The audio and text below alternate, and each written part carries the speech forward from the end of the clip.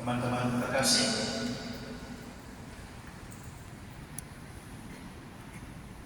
apakah Anda pernah nonton film? Film apa? Lebih tanya kan? Film apa kan? Apakah Anda pernah nonton film tentang robot-robot? Robot yang diciptakan manusia kan? Kita diciptakan Tuhan, terus manusia diciptakan robot. Pernah kan nonton kan?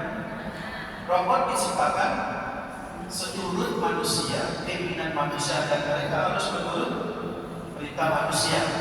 Tetapi di film-film itu ada robot-robot yang akhirnya berpikir seperti manusia dan mereka mempertanyakan keberadaan mereka.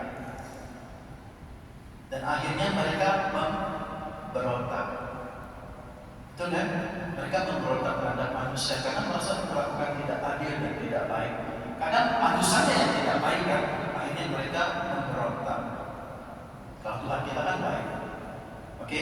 Kalau robot itu karena ada penciptanya itu punya maksud yang jahat dan mereka itu akhirnya seperti punya hati nurani memberontak terhadap manusia, si pencipta mereka. Mereka memberontak karena manusianya yang jahat. Nah, kalau kita, Tuhan kita menciptakan kita, Tuhan itu baik. Betul kan? Betul apa iya? Iya betul. Iya betul. Tetapi walaupun Tuhan kita baik, kok kita masih memberontak ya? Kebalikan loh. Kalau robot memberontak karena penciptanya yang tidak baik. Tapi ini terbalik. Tuhan itu baik kepada kita, tetapi kita memberontak. Di mana sih masalahnya? Di mana masalahnya? Manusianya sendiri. Apakah karena kebebasan? Tadi di awal bisa saya katakan bahwa Tuhan menciptakan kita dengan kebebasannya dan Tuhan memberikan kebebasan itu kepada kita. Apakah karena kebebasan sehingga kita memberontak? Iya. Iya. Menurut saya sih tidak. Ya kalau Tuhan tidak menciptakan, tidak memberikan kita kebebasan, mana baik. Ya kan? Tuhan bilang, jadilah engkau batu, terus kamu duduk aja di sana situ. Ya enggak mungkin. Kalau misalnya tidak ada kebebasan, kalian tidak ada di Hongkong. Ya kan? Kalian tidak ada di Hongkong, mungkin masih di tempat lain, di tempat asal kita. Nah, teman-teman terkasih, masalahnya bukan kebebasan. Dalam bacaan pertama itu dikatakan demikian: asal sungguh engkau mau, engkau dapat menempati hukum dan berlaku setia pun dapat kau pilih. Api dan air telah ditaruh Tuhan di hadapanmu. Kepada apa yang kau kehendaki dapat kau berikan tanganmu. Tuhan memberi kebebasan, kita harus memilih. Jadi bukan karena kebebasan yang membuat kita itu membangkang terhadap Tuhan, bukan. Karena kekurang dewasaan kita, karena ketidakbijaksanaan kita. Kita kurang bijaksana dalam apa?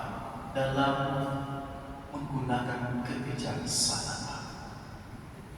Tuhan menaruhkan api dan air. Kita harus memilih yang mana? Air dong, ya toh? Daripada api masuk neraka, kita memilih air karena dingin. Tetapi yang kita pilih kadang api. Nah, teman-teman terkasih, saya katakan bahwa kita kadang kurang bijaksana dalam memilih. Sebenarnya Tuhan itu sudah membantu kita untuk menjadi orang yang bijaksana. Tuhan sudah membantu kita untuk menjadi orang yang bijaksana. Lalu apa? Hukum yang Tuhan berikan kepada kita. Ajaran-ajaran yang sudah Tuhan berikan kepada kita. Nah, sekali lagi kita kadang tidak melakukan ajaran atau hukum yang sudah Tuhan berikan kepada kita. Betul kan? Ada banyak hukum, tetapi kita tidak melaksanakan itu. Contoh kasus di Indonesia, hukumnya dibalik-balik. Anda tahu kan kemarin kasus yang terakhir tentang apa? Istrinya dijamret, apa lagi? Suaminya mengejar, tabrak, mati, yang disalahin? Suami. Yang mati kan yang disalahin? Si jamretnya, si suaminya itu disalahin, bukan si jamretnya. Malah jamretnya itu didukung. Akhirnya banyak orang mengatakan, ayo lebih baik kita menjadi penjamret. Karena dilindungi hukum dong. Benar gak? Dilindungi hukum. Kita pulang aja ya. Anda pulang aja ke Indonesia, buat kejahatan, Anda akan dilindungi oleh hukum. Ya kan? Makanya saya bilang hukum itu kan terbalik-balik. Hukumnya atau pelakunya? Pelaku hukumnya yang terbalik-balik. Dan akhirnya terbongkar begitu banyak kasus hukum yang dibalik-balik oleh pelaku oknum, bukan semua oknum. Terungkap begitu banyak kasus di Medan misalnya sama saja. Nah, teman-teman terkasih, hukum itu sebenarnya punya tujuan supaya manusia itu bisa menjadi orang yang bijak. Coba kalau tidak ada hukum, Anda misalnya jalan di lampu merah di jalanan, ada lampu merah, lampunya merah, mobilnya bisa stop, ya kan? Anda berjalan, kalau tidak ada hukum, ya jalan aja, lu ditabrak, mati lu mampus. Nah, hukum itu membuat kita mengajarkan kita untuk menjadi bijak. Sama seperti hukum-hukum, aturan-aturan, perintah-perintah yang Allah berikan kita, supaya kita menjadi orang yang bijak. Bacaan kedua itu jelas. Bacaan kedua dari surat Rasul Paulus kepada jemaat Korintus, yang pertama mengatakan demikian: saudara-saudara, kami memberitakan hikmat di kalangan mereka yang telah matang. Bukan hikmat yang dari dunia ini dan bukan hikmat dari penguasa-penguasa dunia ini, yaitu penguasa-penguasa yang akan ditiadakan, tetapi hikmat Allah yang bersembunyi dan rahasia yang sejak sebelum dunia dijadikan telah disediakan Allah bagi kemuliaan kita. Hikmat. Jadi perintah-perintah Allah itu adalah hikmat Allah. Hikmat Allah itu adalah Yesus. Yesus mengajar kita banyak hal supaya kita lakukan, supaya kita itu menjadi orang yang bijak, manusia yang matang. Jangan sampai kosong. Jadi manusia yang matang. Itu yang paling penting. Maka mari kita lihat, kita yang punya kebebasan.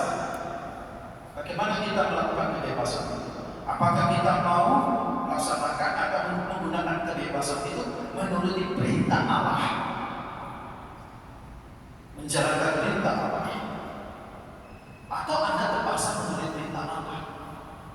Kita tidak diajarkan oleh untuk terpaksa menjalankan atau menuruti perintah Allah, tetapi dengan kebebasan kita melaksanakan perintah Allah. Sekali lagi, perintah Allah mengajak kita untuk menjadi orang yang bijaksana. Teman-teman kasih, mari kita mohon kepada Tuhan agar kita yang punya kebebasan ini menggunakan kebebasannya dengan benar dan dengan bijaksana dan dengan baik, dan kebebasan kita melaksanakan kehendak Allah. Semoga kita menjadi orang yang bijak. Amin.